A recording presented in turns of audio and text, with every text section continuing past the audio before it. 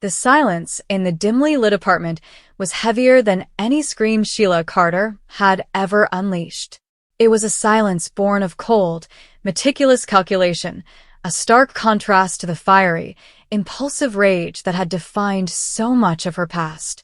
Kimberlin Brown's portrayal of the iconic villain had always walked a tightrope between desperate maternal instinct and sociopathic self-preservation, but tonight, as she sat perched on the edge of Deacon Sharp's worn-out couch, a single, terrifyingly lucid thought crystallized in her mind.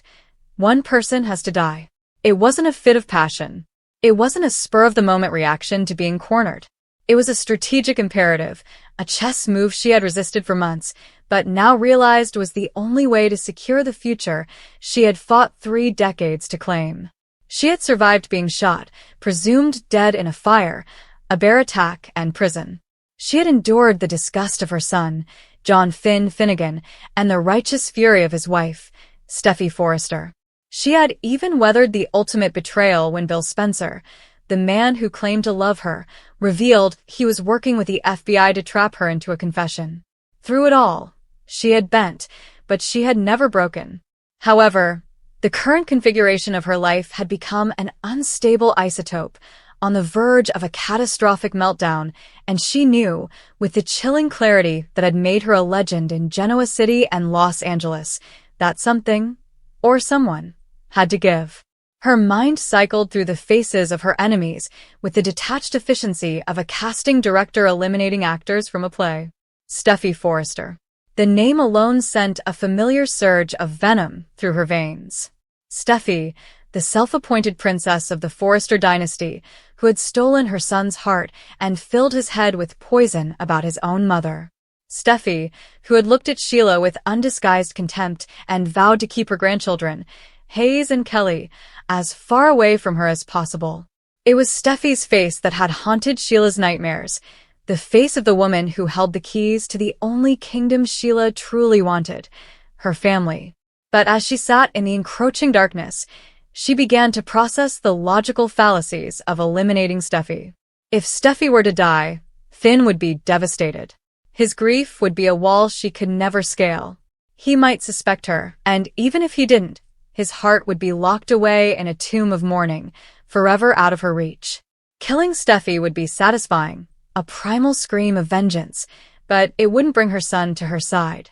It would ensure he remained a ghost, forever wandering in the shadow of his lost wife. No, Steffi was a symptom, not the root cause. Her gaze then drifted to a photograph on the mantel, a picture of Hope Logan, Deacon's daughter. Hope, with her perpetual air of moral superiority, had been a persistent thorn in Sheila's side, constantly whispering in Deacon's ear, trying to convince him to abandon her. Hope represented the respectable life Deacon was supposed to want, a life free from the chaos Sheila embodied. But killing Hope would be a declaration of war against the Logans, against Deacon's own blood. It would turn her greatest ally, Deacon, into her mortal enemy. She had worked too hard to secure Deacon's loyalty, to bind him to her with secrets and passion, to throw it away by murdering his daughter. Besides, Hope was predictable. Her righteous indignation was a tool Sheila had learned to manipulate. Hope was a nuisance, but not a terminal threat. Her thoughts then settled on a newer, more insidious threat, Taylor Hayes. The psychiatrist had reemerged as a formidable force, not just as Steffi's mother, but as a romantic rival. The spoilers circulating through Los Angeles, the whispers in the alleyways of El Giardino, all pointed to a dangerous secret. Deacon and Taylor had grown close, their connection evolving from a professional therapist-patient dynamic into something far more intimate. Reports were surfacing that they had finally acted on their simmering attraction, throwing caution to the wind during a moment alone while Steffi and Finn were away. The thought of Deacon's hands on Taylor made Sheila's blood run cold. It was a betrayal far deeper than Bill's. Deacon was her anchor, the one man who had seen her at her worst and accepted her anyway. If Taylor was trying to take him away, to lure him back into the orbit of the Forrestos and Logans with her gentle words and therapeutic understanding, then Taylor was a direct threat to the very foundation of her current life. But even as the rage swelled in her chest, Sheila forced herself to take a breath. Killing Taylor was a high-risk maneuver. Taylor was a public figure, a beloved doctor. Her death would invite an investigation of a magnitude that would leave no stone unturned. Furthermore, it would unite Steffi and Ridge with Deacon in a shared grief that would permanently exile her. She would be swapping one problem for an even bigger one. So, if not Steffi, if not Hope, if not Taylor, then who? The answer came to her not as a lightning bolt, but as a slow, creeping dread that settled into her bones. The person she needed to kill was not an enemy. It was the one person she could never truly control. The one person who, despite all her scheming, remained a volatile, unpredictable variable. The one person who was, in many ways, just like her. The person she was looking at was the woman in the reflection of the dark television screen. Her own face stared back at her, gaunt and hollow-eyed. The victim had to be Sheila Carter. It was a revelation that should have terrified her, but instead, it brought a strange sense of peace. For decades, she had operated under the assumption that survival was victory. She had faked her death before, escaping from a fire, leaving a corpse that wasn't hers for the authorities to find. She had done it to escape prison, to escape Lauren Fenmore, to escape the consequences of her actions. But each time, she came back as the same person, Sheila Carter, the villain, the pariah, the woman everyone in Los Angeles loved to hate. She was a brand, and that brand was toxic.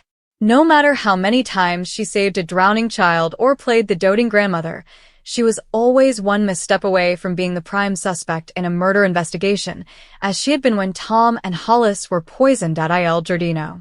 She was forever the outsider, the scapegoat.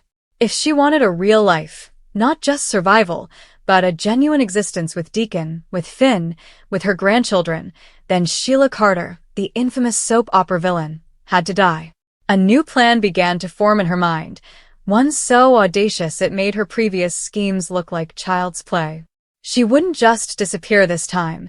She would orchestrate a redemption so complete, a transformation so absolute, that the world would mourn the woman they once despised.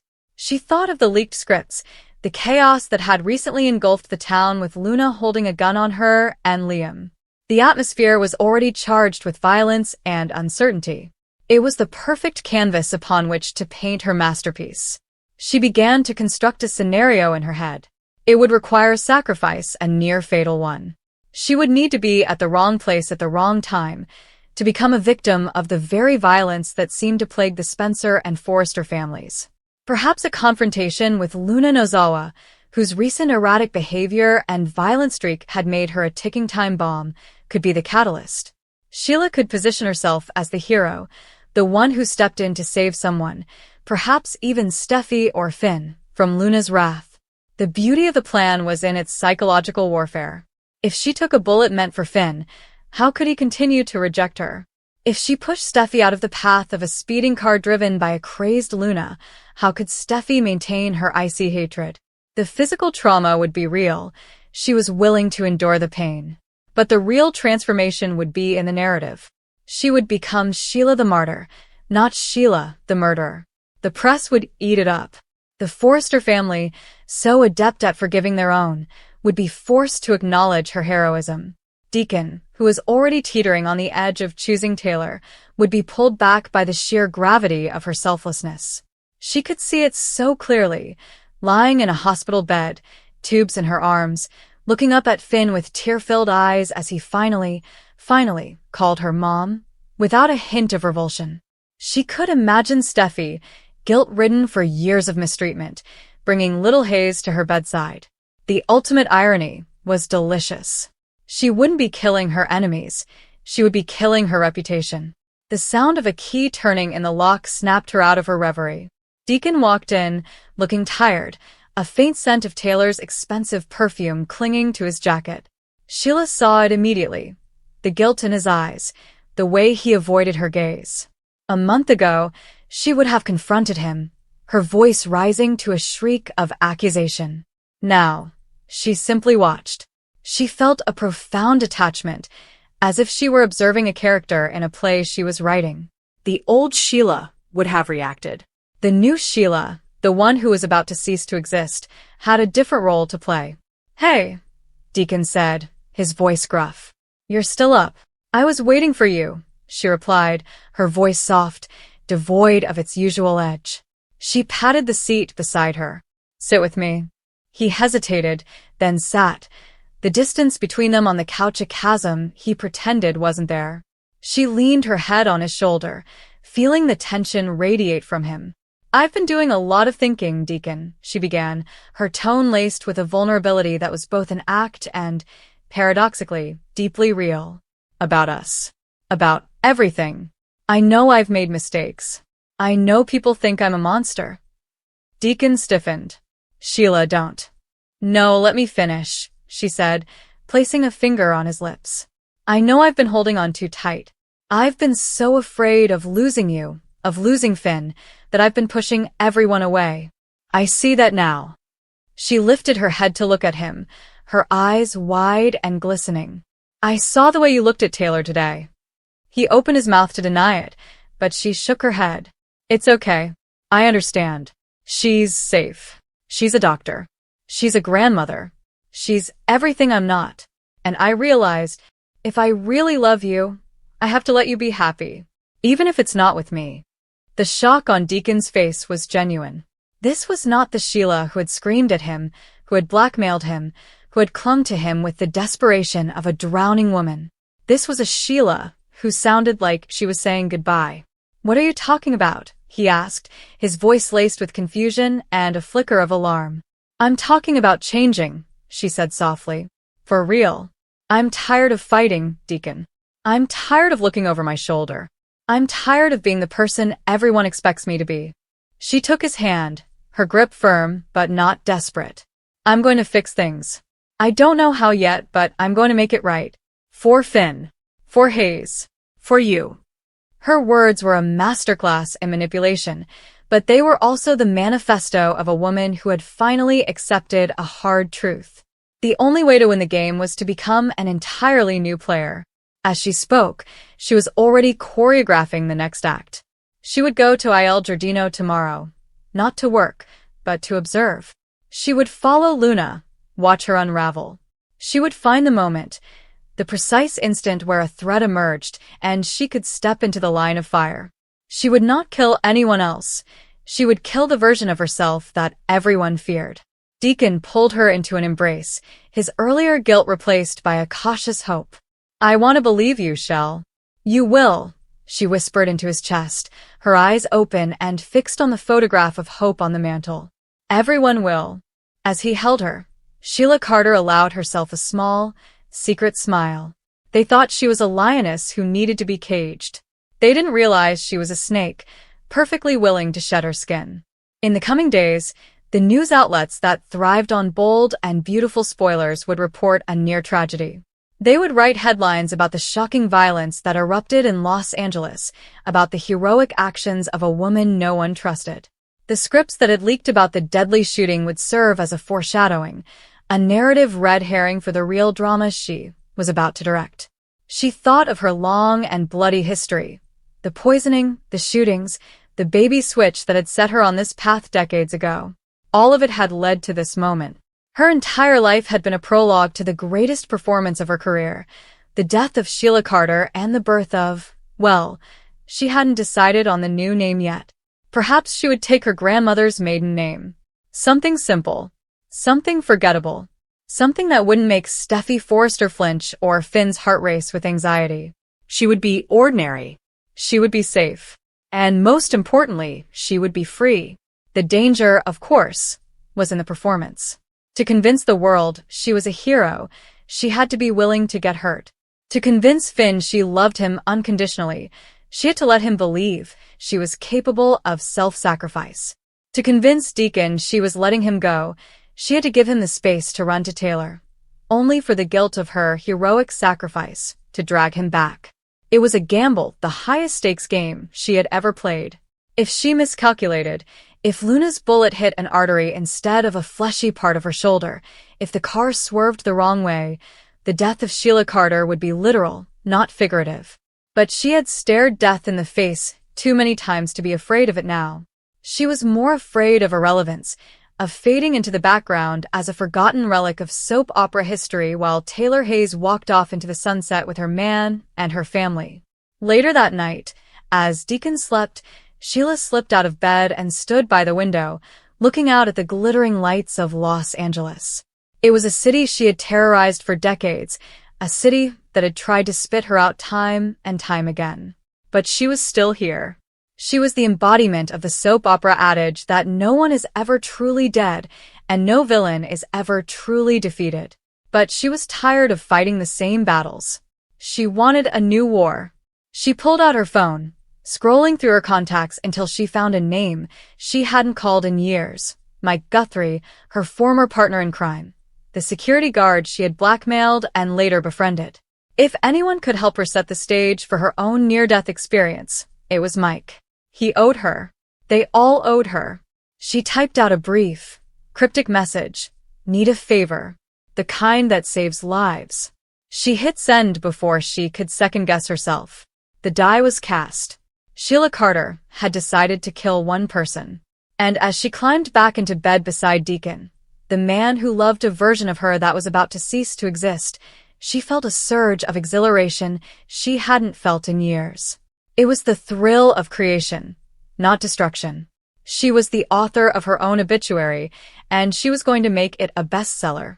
In the morning, she would be the same woman who walked into Il Giardino, the pariah who worked in the kitchen. But by the time the sun set, the first seeds of her resurrection would be planted. She would find Luna, the troubled young woman whose pain made her volatile, and she would become Luna's confidant. She would whisper in her ear, not to encourage violence, but to position herself as the only one who understood. And when Luna inevitably snapped, as Sheila knew she would, Sheila would be there, ready to take the hit. It was a brilliant plan. It was a dangerous plan. But for Sheila Carter, a woman who had lived her entire life on the edge of a cliff, the danger was the point. As she closed her eyes, the faint smile still playing on her lips, she whispered into the darkness. Goodbye, Sheila. She was ready to become someone new. Someone worthy of the love she had been chasing her entire life.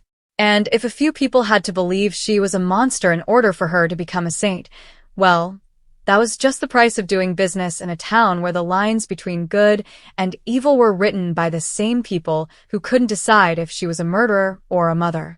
She was both.